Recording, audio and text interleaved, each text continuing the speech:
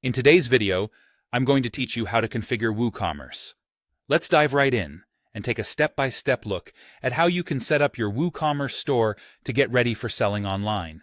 First, head over to WooCommerce, then click on Settings and navigate to the General tab.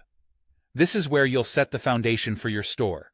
Start by adding your store address, which is crucial because it's used for tax and shipping calculations. Next, decide on the locations where you want to sell and ship your products. Make sure to enable taxes and coupons if you plan on using them, as these options can enhance your customers' experience and influence their purchasing decisions. Finally, set your store's currency and formatting. Pay attention to these details, as they will impact how prices are displayed to your customers, which is particularly important for international sales. Moving on to product settings, still within the WooCommerce menu, click on Settings and then Products. Here is where you will define some important details about how your products are presented. First, assign your shop page, which acts as the main hub for your product listings. You can also control whether or not you want to allow product reviews, which can be a valuable tool for building trust with your customers. Choose measurement units like kilograms and centimeters if you're planning to sell physical goods.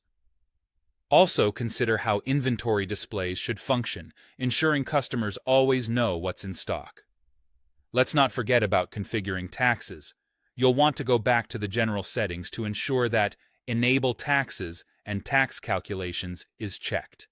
This setup is vital for pricing accuracy. Jump over to the Tax tab in the settings to further configure these options. Decide whether your prices will include tax and select how taxes should be calculated, based on billing, shipping, or store address. These settings will affect your compliance with various tax laws. You will also assign a shipping tax class, choose your rounding settings, and decide whether to display a price suffix, which could indicate that taxes are included in the price. In the same section, you'll find the standard rates. This area is where you add specific tax rates based on country, state, or even postcode.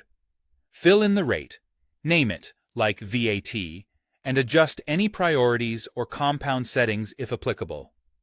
Consider using the WooCommerce tax plugin for automated tax calculations, especially if your business operates in multiple regions.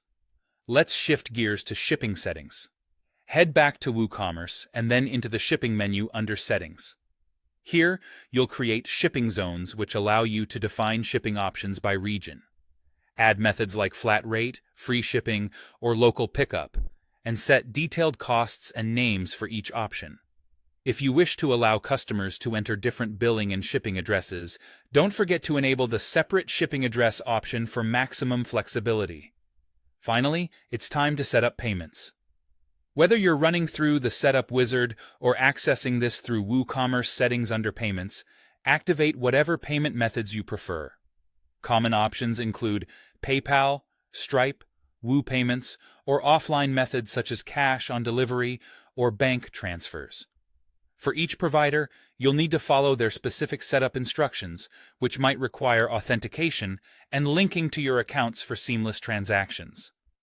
And there you have it, a complete configuration of your WooCommerce store.